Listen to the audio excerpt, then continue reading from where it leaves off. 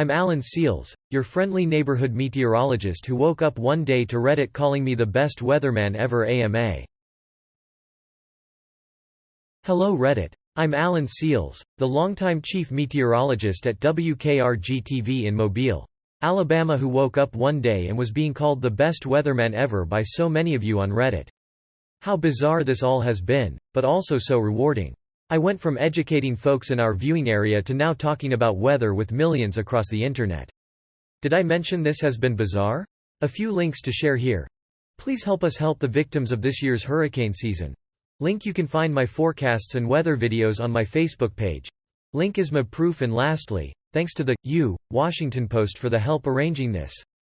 Alright, quick before another hurricane pops up, ask me anything. Edit. We are talking about this Reddit AMA right now on WKRG Facebook Live too. Link number 2, 3:51 p.m. Central Time. Thanks everyone for the great questions and discussion. I've got to get back to my TV duties. Enjoy the weather. Ever since your morning of fame, what impact has it had on your route to work every day? Any new perspectives? Thanks. Not a lot different. I drive an average car so most people don't notice me, but last night, one lady at a stoplight rolled down her window to ask me questions. I've seen this porno too. So did Ted Cruz. Which reaction from your studio was your favorite after your video went viral on the internet? They gave me a trophy, but someone also printed a T-shirt with me on it. Mr. Seals with his printed shirt. When does your day start and end? Are you at the station for 12+ hours a day? Sometimes it feels like 12+ hours. I work 8 hours a day on paper, but my work starts at home before I get to work and it ends at home after work. When weather is active, I easily work 10 to 11 hours at work. Aside from TV, we have radio and Facebook. As a chief, I coordinate all operations of the weather department: scheduling, computer maintenance and updates, and purchasing, graphics, training, while working with our sales and promotions and news departments. Then we all have community outreach. I do actually forecast the weather, so I'm always trying to study to get the latest. Good question. I make my own forecast from plotted upper air charts, wind profiles, satellite and radar depictions, and then computer model forecasts and numerical output. We share it within WKRG but not outside of the station. I'm trained as all government meteorologists are. I make my own forecast because that makes me comfortable with what I'm saying. It is, however, rarely that far different from what the National Weather Service would say for my area. What do you think of the practice of making weather reporters stand outside in storms? There's a line between when it is helpful to the viewer and when it is plain dangerous. The answer, my friend, is blowin' in the wind. Do you have any number 1 dad mugs in your kitchen? A couple. Most of my mugs come from schools that I visit. Yes. I'm an uncle, and backup dad to many. What is commonly misunderstood by the general public about meteorology that you want to correct? People expect precision in a forecast that just does not exist, while they look at pixels on smartphones. We know a lot about weather, but not everything. Rain chances are also misinterpreted, but they are also used differently around the country and world. A low rain chance does not mean that it won't rain, and a high rain chance doesn't guarantee that you'll get a lot of rain. I use rain coverage rather than chance since my region gets rain on almost every summer day. Have you considered starting your own YouTube channel to explain the same for big weather events globally? Not now. Since I work for a TV station full-time, I wouldn't have the time or energy to do that. If you weren't a weatherman, what career would you have and why? Second career choice would be as an educator. Third career choice was a musician. Yes, and the fact that I present weather without a script is the same as an ad-lib music soloist. Not a goal, but you never know.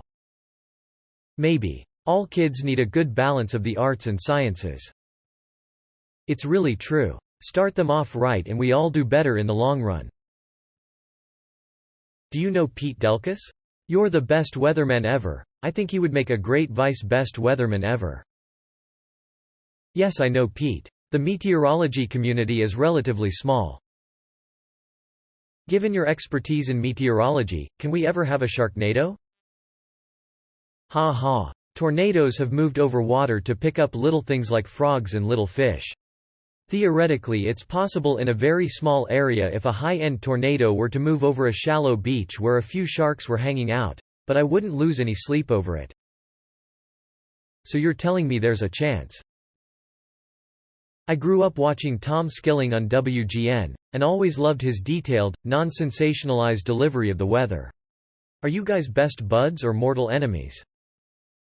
I worked at WGN from 1992 to 1997, with Tom. I only see him in person every few years. Based on the space between us, we're not best buds, but we are definitely not enemies. Mutual respect and admiration. Even here in Mobile, all of the weather broadcasters get along. We all have the same mission. What is the longest stretch of time you've ever been on air at work to cover a significant weather event, and what was the event? Both for Hurricane Ivan and Katrina, as a news station and weather department, we broadcast for over a week. Fortunately, we had lots of breaks in our weather segments. During the landfalls of both of those storms, I probably did a few 20-minute weather segments solo. How do you foresee the rest of hurricane season going? Namely for the Gulf Coast? I honestly don't look that far out. The ingredients for hurricanes change week by week, so I only look about 10 days ahead at a time. In that time, I don't see any threats right now. Hi Alan. You and the rest of the WKRG weather team are the reason why I prefer WKRG over the other stations in our viewing area. I'm glad the rest of the world now knows of and can appreciate the work that you and the rest of the team does. Since you're internet famous now, what are the chances that you might make an appearance at a comic convention? If a convention like Pensacon reached out to have you as a guest, would you accept it? I'd love to sit in for a meteorology panel hosted by you. I think it would be a great experience. Thanks for the words. I regularly go to 2 weather conventions and 2 journalism conventions each year, and I get invited to many, many more. If my station were to give me the time to do so, I would. Weather is universal, so it applies to everything. All are open to anybody who pays to register. Students typically have a reduced rate. I go to National Weather Association, next week outside of Los Angeles, and then Czech American Meteorological Society, January in Austin. Both websites will link you to a lot of the regional and college conferences. 1. What is a weather event, phenomena that you want to witness someday? 2. What is the most memorable weather event that you have reported on? 3. Pineapple on pizza? Why? N. I'd love to see a tornado in the open plains where no one is at risk. I've seen funnels and waterspouts but never a tornado. In part because I go to work when there's a threat of one. Ivan and Katrina were both the most memorable events of my career. No pineapple. Just cheese. No pineapple. Just cheese. Best weatherman indeed. I hate that I have to say this, but the following is an honest question. Please, Reddit, don't hate me for asking an honest question. Since this is a perfect opportunity, and a lot of the early discussion was about the word. What is your own personal reaction to being called articulate as an African American? I chuckled when I was called articulate since most broadcasters are. It's possible that some of the people meant I articulated a thought well, more than my presentation was articulate? Either way, I don't think it was ill-intentioned, but some people of all races are surprised when they see or hear someone who is not the stereotype of what they expect. I was raised and trained to be articulate and intelligent. All of my African American friends and family are, so it's nothing unusual to me. I've been lucky to grow up, go to school with, and work with a diverse group of people. Everybody holds biases from personal experiences, but I start my day as a human being. Furnit. Yes, I've pretty much had the same style for all 30 years of my career. Thanks for the compliments. Would you rather fight one Irma-sized tornado or 100 tornado-sized Irmas? I'd run. Either way. Who wins in a fight? An F5 tornado or a Cat 5 hurricane? EF5. Whatever. They sound the same except one refreshes and the other is Brock's finishing move. I get it. No doubt, the hurricane because it's just so large and long-lasting. If your hurricane lasts longer than 4 hours, call a professional meteorologist. What made you want to be a weather forecaster and how did you go about becoming one? I grew up with just a simmering interest in weather. Things like how you could have hail from a summer thunderstorm, and lightning from a snowstorm. I was always a natural performer, so I was able to link my love for weather with my talent for performing, teaching. I went to Cornell to get a BS in meteorology, and then to FSU to get a master's degree to make sure I really knew what I was talking about. Yes, there's nothing like first-hand experience. One winter break, it got so cold there that the pipes froze and burst, causing problems to student stuff. War Eagle or Roll Tide? If I answered that, I'd lose half my viewers. Is there anything that you feel is most important to have, do in a broadcast? How have you refined your craft throughout your career? Most important is honesty and perspective.